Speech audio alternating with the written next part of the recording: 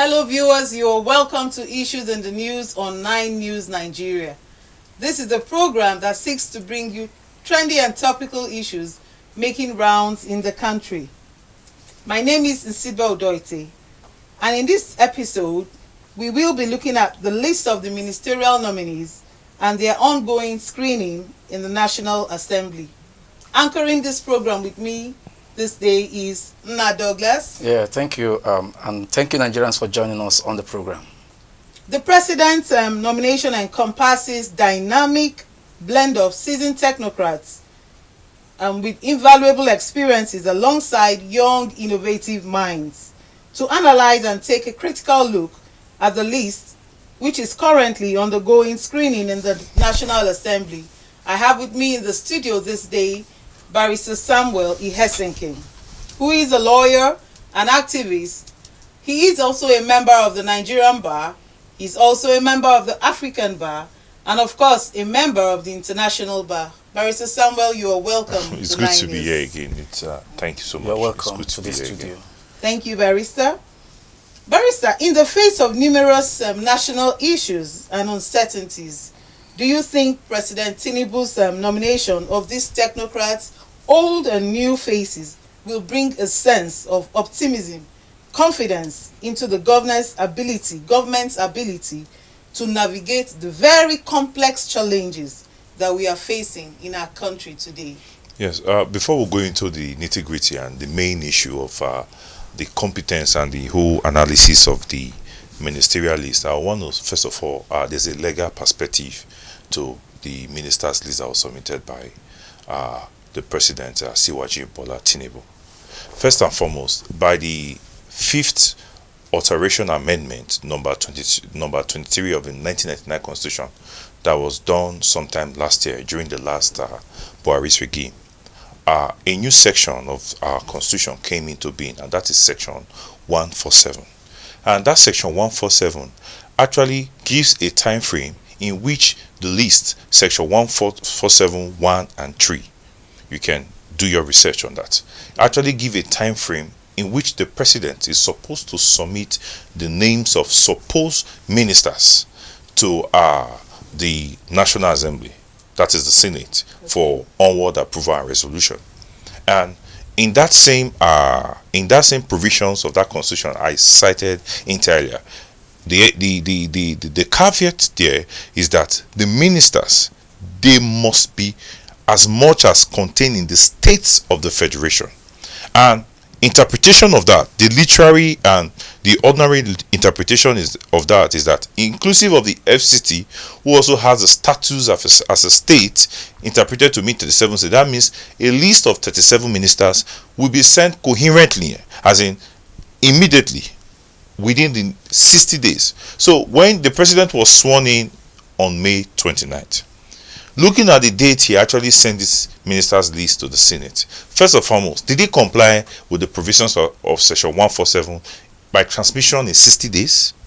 2, when he was transmitting the names of that ministers, they ought to be 36 or 37 of them. He transmitted 28.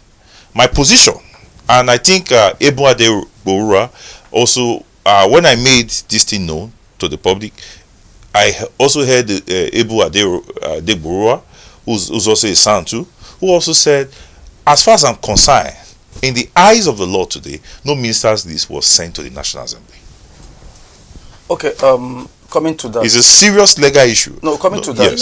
Not better late than never. No, you know, for a president to enjoy the mandatory provisions of acceptance, he must first of all comply with the provisions of the law.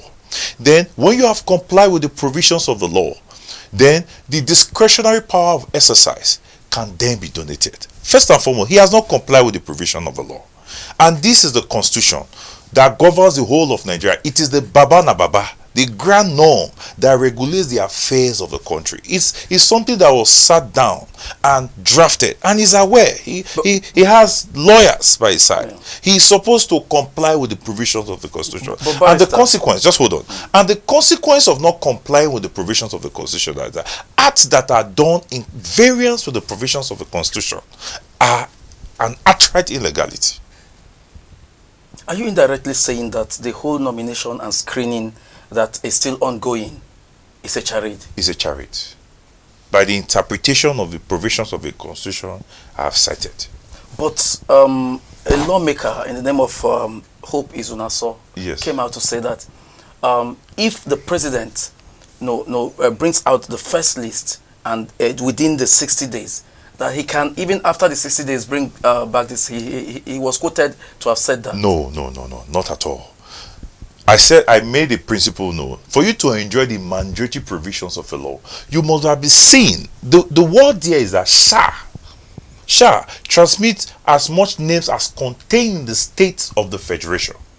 Then it does not state how many ministers you can send. It does not have a minimum. But the interpretation of that is that 36 names must be sent coherently, instantly, and the same time to the National Assembly. So what is the implication of this? The implication is that this whole thing they are doing, when the appropriate court is approached, I sincerely believe it will be set aside. There was no proper until that is done. Yes. What do you think are the primary criteria that the president used to select the new ministerial nominees? Yeah, I just explained the legal angle. So we'll now go to the main issue now, which is the criteria. I believe you've not heard this aspect of this aspect of all this argument as to the minister. This should be the first time, but this is the position. You can check section 147 of the Fifth Amendment, alteration number 23 of the 1999 Constitution. Then you can have a bogus view as to it. Then the list itself, we cannot keep putting new wine in the same old bottles, using the same old method, packaging it, and expect to get the same result. Most of the names you saw on that ministerial list that was sent, these are recycled politicians. Well, we have a few new faces. Just very few. Betty Do, my sister who was the same university, Stella Tuketi, and some of these people. It's but it's still the same. The bulk of it is still the same. Wiki, Umahi, and what have you. And when you look at the other non-inclusion of majorly, there is actually an agitation within the West African province. The youth like me, my generation, my people, they are actually arguing, they are actually hoping, they are actually asking, they are actually requesting that power be given unto them. So we cannot continue like this. I was thinking there will be a sharp movement, yes, from the normal terrain we used to see, and the name will be coordinated by youth who are technologically savvy, who can transform this Nigeria we see. We saw what the youth did with Tubik's campaign, and we saw the new generational kind of politics, the obedient, which I'm not part of it, they brought into our political scene. I was thinking he would be innovative enough to bring in these people, but I am very sorry. I don't expect any miracle from this ministers list that were submitted. But coming to that, you're talking about the old wines. What of if these old wines are still competent to do the work? Or based on track record? You know, when you mean track record, you look at the personalities that are involved, and you look at what they can deliver, and you look at who they are, their competence, their background. Sincerely speaking, apart from too few names, which I have seen them do little things. I don't know, or some names which we have never seen in the political scene before. Like we only see them on social media, like Betty Do and Stella Otuketi. I sincerely believe with the subtraction of those names, the job of a minister, Nigeria is in a kind of place whereby we need a political surgery. We are sick. We need an instant and rapid development, as in instantaneous development. To take us through this surgery. Yeah, to take us through this surgery. What major policies and shifts do you expect from the inclusion of the new faces? In my own opinion, is that I will not be surprised if these ministers do not perform. I'm not expecting anything. You don't believe them to? You don't believe that they will perform? These people, and when you say you really want people to deliver, they must not be members of a political party. course. Yes, the bulk of these ministers who were selected are members of the APC. Even the ones who look like, I will not want to use the name chameleon, who look like PDP in the morning, Labour in the night, like them Wike, who we all know, his dancing and his footstep is actually of the APC. It's very obvious he's with them. With what has transpired at the last election, I don't expect anything more. It's majorly almost like 90-100% constituted by APC members, and this same APC members, they've held Nigeria to the jugular. They've not. We were in a very strange situation whereby from 2015 up to 2022, we saw the appalling effects. We saw the democratic dividend the APC delivered to Nigerians. It's very sad. So what challenges do you foresee? What opportunities do you also foresee? I said, as I just said earlier, I say I don't believe this set of ministers. Apart from the new ones we have not seen. But these names I'm seeing is the same old people, the same things they did wherever they are coming to do at the federal level. I don't expect any miracle. But Barrister, actually you keep talking about Wike. Now we saw a lot of intrigue, suspense and drama that characterizes nomination and screening and all that. Yes. Now, we are talking about the manner at which the senators screen these ministers. What do you make of it? It's quite unfortunate that even the Labour Party, who people were expecting, when you want to accuse the village head, you accuse both the chiefs and the cabinet. Everybody will be accused. It's quite unfortunate that we have Labour members. Because, I keep saying it. There's no much difference between PDP and APC. It's just like you change this chair to this chair and change this chair to this chair sometimes. And so, though I'm with them, I'm one of their legal, yes, but of which party? Of PDP. Okay. Yes, I represent PDP at the tribunal. But you see, PDP is still quite better. I see APC like a demonic political party. They don't have. How do you mean, sir? Yes, they don't. They are like a witch that travels in the night. They don't have the hope and aspirations and the wishes of Nigerians at all. Including PDP, because you say no, PDP is quite better. PDP is a witch that has repented. Yes, PDP is quite better. And okay, PDP, can we talk more on Wike? Yes, let's go to the issue of Wike. Wike is quite unfortunate.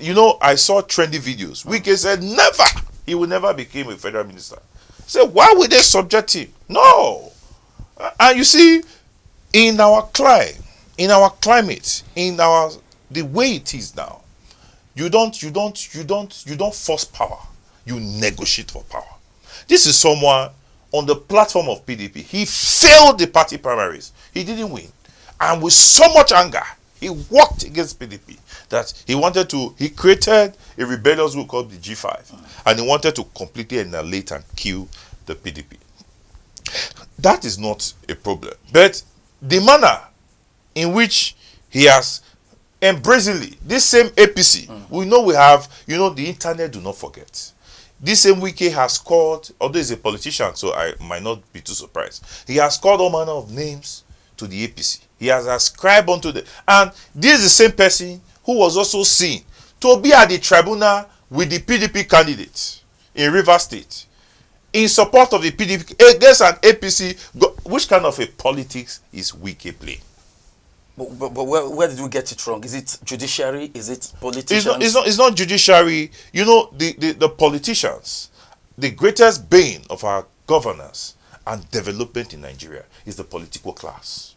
It's not we who are at the receiving end. We don't have means to power. We don't have security. We don't have instrument of state in our hands. And these are the political class that are exposed to so much money and resources.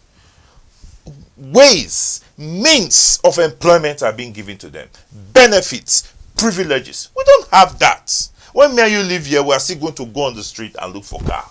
We are going to look for fuel. We are going to suffer to etch a living.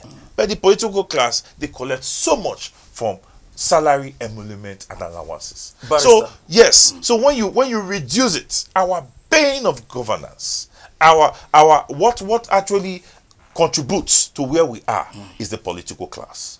It's not an offense for anybody to be a Nigerian citizen. So let it dawn to the political class that they need a total reformation of the very mindset they have to Nigerian citizens. Okay, but Barrister, regarding El Rufai and the many controversies about him, what do you make of his name being in the ministerial nominee? Some people have actually raised issues as to ethnicity and religion against El Rufai, Yes. but I was in Kaduna recently, and in all sincerity, El Rufai is actually a worker. In spite of The clauses. yes, the clauses and what people hold against him, I'll be very unfair to judge him unfairly. He's actually a transformer. For me, if a man is working, he's actually working and he's not making so much noise about it, and he has probably a baggage, I think you will have a little bit sympathy for him, because we come from different school of thought and from different analysis of reasoning, and probably those issues they are raising against him are issues, they might be political issues. Probably those issues they are raising against him are something he cannot just willingly do, and I know they don't have proof against him. But when you see the uncommon transformation he did in Kaduna North, and if he can translate that part Kaduna of it, North. Kaduna State. I'm coming to that because Kaduna State. Yes. Hold on. Okay, it was Kaduna, whether you call it Kaduna North or you call it it's Kaduna. I firsthand I saw it. I told the board there. I went to the Court of Appeal there to take me around to have a feel of how the town is. It's everybody must not get development at the same time. Okay. Yes, everybody must not witness it stages by stages.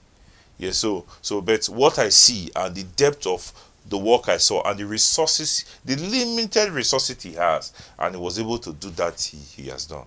I don't think it would be very unfair for me to say should be his end of his political career. I think his appointment is actually justified. Coming to what I earlier said about even if the old wine is competent. No, El Rufai, El Rufai is actually first-class material. I have never met him before. As a matter of fact, I've filed cases against him, one or two, on behalf of people for yes. But you see, there's something you cannot take from a man who is actually working. I don't know if you're getting it. As a BP, he actually worked. As a minister in the FCT, a lot there are of some people have designs. fears with the experiences they there are had some when he designs was a he brought, minister. some innovations. There are still some part of where I even stay. We can work too in River State. River State is one of the richest states in the whole of Nigeria. Okay. Where I don't want to start calling him names, but the truth is that I'm not a fan of Wike, of his own style of politics. For the fact that you don't win today does not mean you should bring down a building. For the fact that you went to a hunting game, you could not catch any animal, so you should set the whole bush on fire. Which kind of a politics is that? And when you know that someday this PDP might become the leading party of the day, this Labour Party, you saw what happened during the election in River State.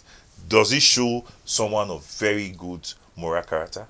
You heard the news, you heard the voice note, whether allegation unfounded or not allegation unfounded, you could hear what was coming out from River State. Some people are afraid to talk because they tend to benefit. I don't have anything Wike can give to me. I don't intend having anything in the future with him. But you see, the truth is, and what keeps us as activists is that we speak truth to power. I'm not expecting anything new from the class of Wike. Okay, Barrister, before the nominations, I think it is believed that due process and every other thing professionally must have been done. What would make someone to be nominated just at the 11th hour when she is in the National Assembly ready to be screened and her nomination was revoked? You should not expect anything less from the APC. The APC is a party of magic. As I said before, so that is their problem. Whether they nominated someone and they removed the name, that is politicking for them. This is a Nigerian affair. No, that is a party. APC are being guided. They are being guided along party lines. Get this thing clear. They don't really. I don't see APC as a party that have the interests of Nigerians at heart. It's a confused party. More importantly, there's an allegation against that woman that woman actually supported Osibajo. So when you look at it, you should not be surprised with what you saw, that her name was retrieved from the list of ministers. It's a pity for her. If I were her, one thing with ambition, aspiration, and dreams is that they never die. You must keep hoping that someday it will come to you. And how would you see her, or how did you see her reaction? For some certain reasons, that is a good loser. If it were to be Wike, whose name was not on the list, oh my God, we would have had a celebration of Christ today. All right, Barrister, please, we need to go on a short break. Viewers, the selection of these ministerial nominees say and stand and mean a lot to the people of Nigerians. President Tinubu's promise to inclusive leadership, where expertise, merit, and dedication takes precedence over mere political affiliation. Stay tuned, don't go away. Let us take this short break and come back, and then we see what happens in the second segment of our program, Issues in the News, on 9 News Nigeria.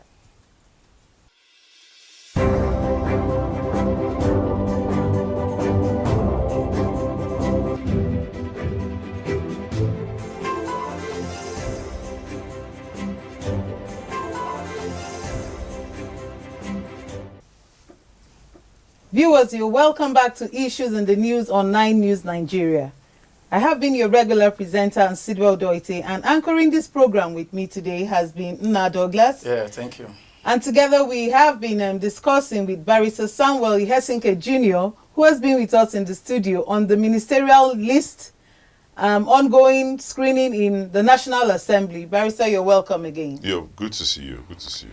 All right, Barrister, please quickly, regarding the portfolios of the nominees, sometimes you find out that portfolios are assigned outside the fields and skills of the nominees. If this plays out, how do you think they will be able to align with the responsibilities of their respective ministries? Have you taken a look at the character of the people that were sent in that APC list of ministers? APC list of ministers? Yes, it's an APC government, so it's an APC list of ministers. But some of them are not party members. Some of them will have technocrats. They are majorly, most of those Majorly. names. There's a name there, Lopo Giri. Henneken. Beautiful. You still remember the story of him?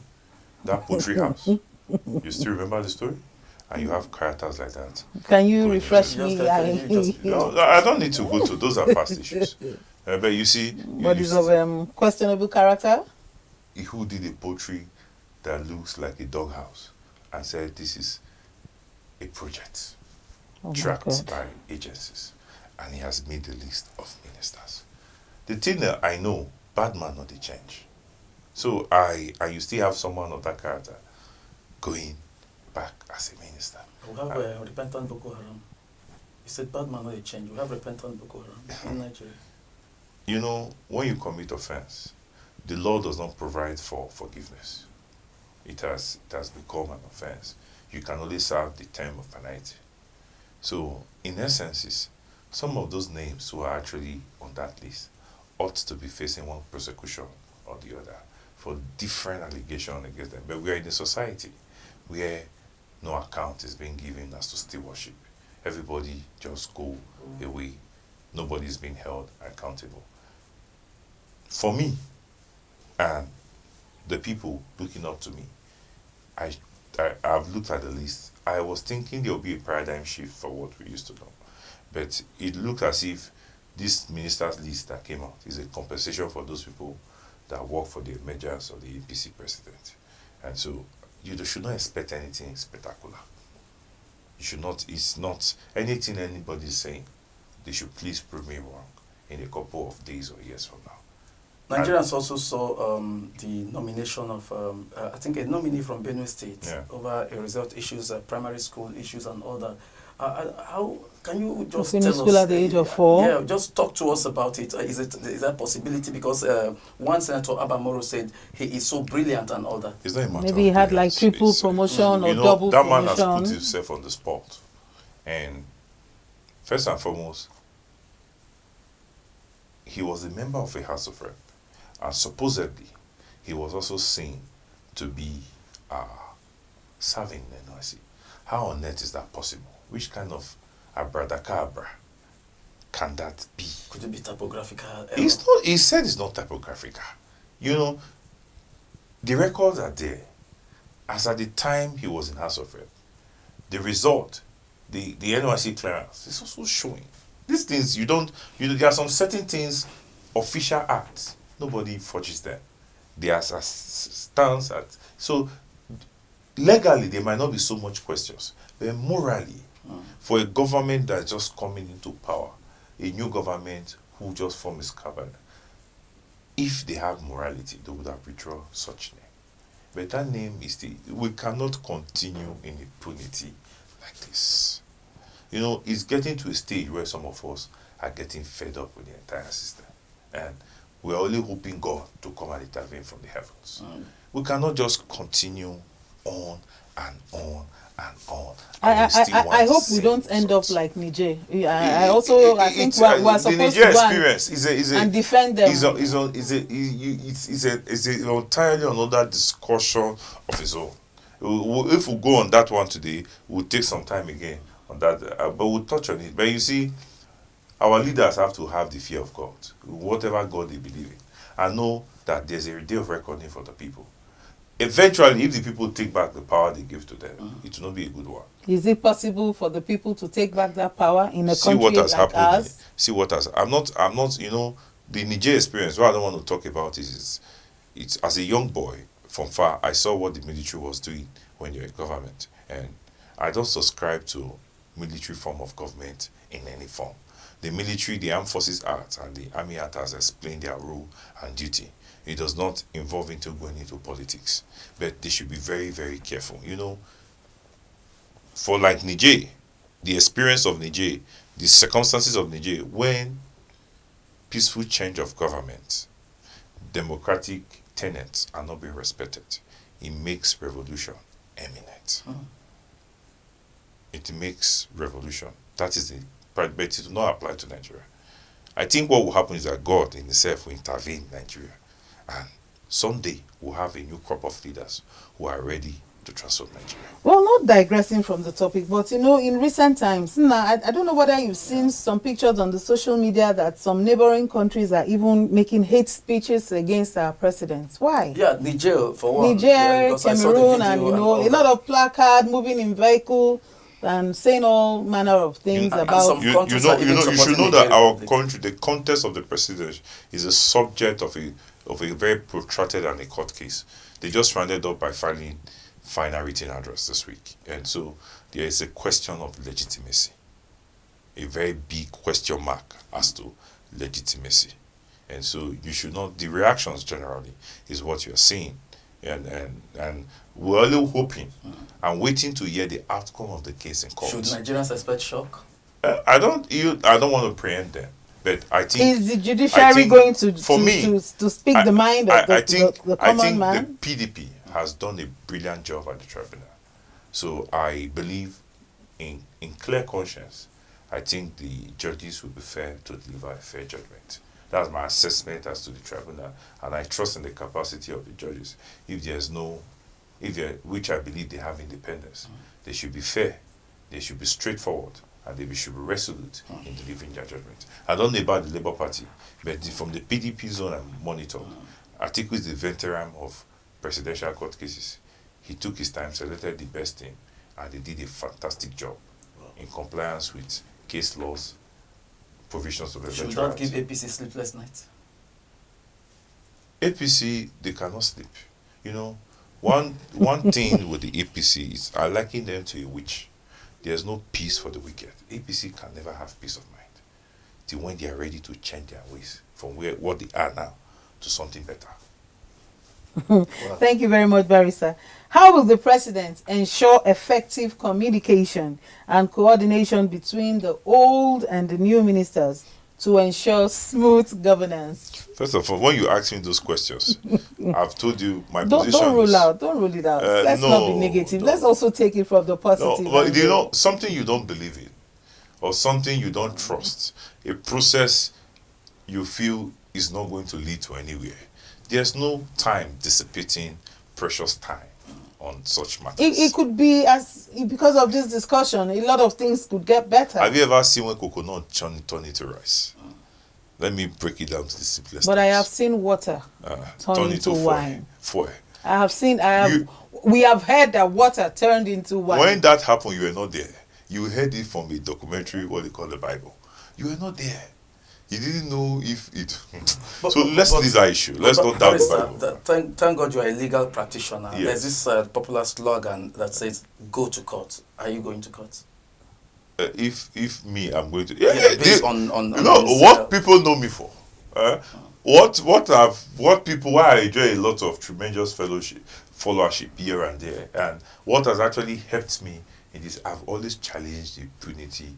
It's just these days my hands are full, and I don't have that time I used to have like 3-4 years ago, where I used to challenge this government over every step they take. It may interest you to know. Whether good or bad steps?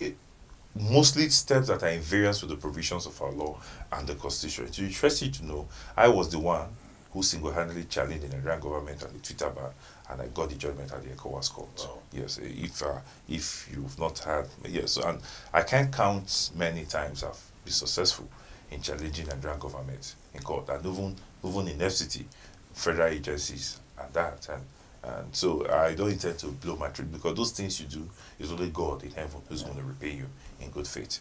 And so that is the only way out. In a state of impunity, in a state of draconianism, where the rule of law, yes, there's one other fundamental name, and if I fail not to mention in this minister's list, I will not be doing justice to the topic. And you can see the outcome, you can see the output of his utterances, of his communication. That is Lateef Fagbemi, who was also screened as a federal. I trust in the competence of that man. And if he was to, because we're in a state of comatose legally now, because you have two institutions, EFCC, and I don't want to mention the other one's name. Rule of law seems to be out of it, and court orders seems to be like rice and beans they don't comply with. They feel our court are toothless. They make orders and they cannot comply with. The only thing they look at is the morality aspect of it. And he made effort to say, before investigations and before arrests are done, investigations needs to be concluded. And he brought in a principle and an experience. I think that is a different person, a classical example of what a minister should be. And he didn't look as if, because Lateef Fagbemi, he has been defending APC at the trial, but he's not the pragmatic APC politician. I think he's a bit different. And I was intrigued and impressed for someone who wants to become a minister, for him to give such coherent and honest opinion as to the state of things. And he deprecated these two agencies. We have the issue of Emefiele, several court orders that has been secured, and the man is still being held. But whatever agency that is holding him is still being held down. And we have a lot of court orders. I saw a court order against the EFCC from Ilorin over a lawyer who went with a client to write statement. And the EFCC, they turned the lawyer and charged him to go. The lawyer is now the suspect. And which kind of thing is this? Well, with the new, Ministerial... Yeah, so I sincerely believe with the utterances Lateef Fagbemi gave that day, the fallout of some of these things is that we have one notorious AGF before this time, who under him the whole institution has to rule of law and court he should not think he has escaped. The last AGF, in the person of Malami, we have court. I have more than 10 ECOWAS court judgments that has not been implemented. I have more than close to 30 federal high court orders unappealed against the different agencies, more importantly against the Nigerian police, under Malami's care as an AGF. They did not comply with such orders. Court judgment as to payment of monetary damages. But somebody will tell you this is Nigeria. No, we cannot go on like this. The very tenet upon which we build our democratic society is the rule of law. In the absence of rule of law, we are heading towards complete anarchy. There will be no government in place. Life will be short, brutish. There are no explanation as to the trend of things governors should take. We should be very careful. You know, some of us, we might be young, but we have seen days and we have experiences as to cases and events. We have seen it from other climes and other jurisdictions. The only thing that keeps the society together is respect for the rule of law. So that aspect or that rhetorics that we can, this is not, no, this is Nigeria and the rule of law must be operational. Barrister Samuel, I think a call to public office should be a call to service. And I have seen a lot of some of these ministerial nominees, when their names were being read out, you could see the excitement, some even speaking in tongues, you know, vibrant, the bow and go stuff, speaking in tongues and, you know, ready to take charge and begin to exploit. What do you make out of this? Wonderful people.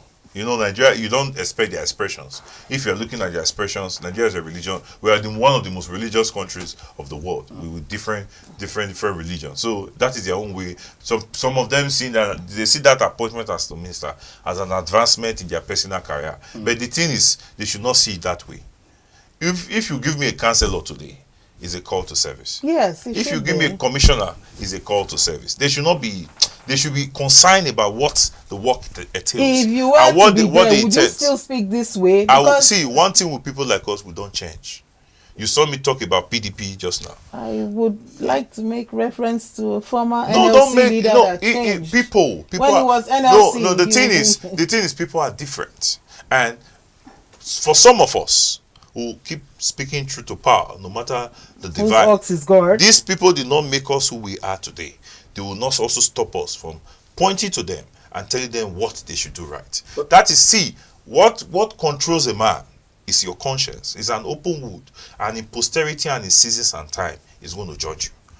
Now, Barrister, as we're about to round up this interview, there's this case of one former Minister of State for Labour and Employment. Yes. You know, Nigerians mocked him, said all manner of things, that his name was not included in the ministerial list and all that. Perhaps maybe the federal government or Mr. Tinubu now saw it as a point of duty to include him, just, you know, took the position of another person. And he went on Twitter to start shouting, he's a miracle working God and all that. Do you see that the mockery was the one that gave him that ministerial nomination? You know, it's the same thing I said. I don't have hope. He's one of the people I don't have hope. As a former minister, and he used to be an activist like you. We are not of the same kind. Yes, though he's my far senior, but we are not of the same. And I pray in due time, as we are progressing, I pray I don't grow up into personalities like that. I stay true to the cause of the very Talakawa. When I mean Talakawa, the very low of the society, where the trenches, who I represent and where I come from. Now make it clear, what kind of describe his personality? I wish him good luck in whatever thing he's doing. But we should also know that, as she said not too long, call to service, the call for duty. It's not whether God is a miracle working God or God is not a miracle working God. What Nigerians should know is that in any way they find themselves that they need to deliver a duty, political or private, they ought to be up to the task. And it's also fair that bad politicking, there's a karma for bad politicking. Yes, a karma for it. And because the same people you criticize today, a miracle might turn around. They might be the leaders of tomorrow. So they should also know that power is also transit, and the tables of power and the hand that controls power also turn. They should not feel so comfortable that they have arrived and they've closed everywhere. Look at the Niger experience. Look at where the president is now. Some months ago, he was in charge. He controls the country. But what is it today? They are preparing for something. I don't know what to describe it. So our leaders should have this consciousness. I keep begging them anywhere, forum, seminars, and also too, it's now hard time. Some of us do not just enjoy talking. We don't just want to just because we feel like talking or we have something to gain. It's very important. Everybody, you, everyone must be an activist. You must talk to power and you must tell power the truth. Okay, Barrister, can we use this forum, this medium, to speak your mind to the government, message to the government, message to the masses, and importantly, messages to the new nominees. The thing about the Nigerian people is we are very resolute and a very strong people. The Nigerian spirit, anywhere you find them, it's a spirit that even radiates jealousy from other nationals. We don't give up, and I will expect the Nigerians, the ordinary Nigerian people, they should be comfortable. They should also know that all the storms you see is just a matter of time. This APC they see now, which look like they're Egypt, and to the government, and to the government, they should try and be more responsible and more accountable to the citizens. They should understand that the ordinary citizens holds the power, not them. And to the nominees. And to the ministerial nominees, I don't expect a miracle from them, but I wish them luck in all their endeavors. Thank you very much. Well, Barrister, thanks for this insightful and very enlightening contribution. Thank you. For the lack of time, as always, we will need to draw the curtains here. Thank you, viewers, for being with us. Our media handles are displayed on the screen there. Please hit the like button, leave a comment or two for us, and stay tuned with us until we see you next time. I have had with me co-anchoring this program, Nna Douglas. Thank you very much. Once again, Barrister, it's been a pleasure having you here.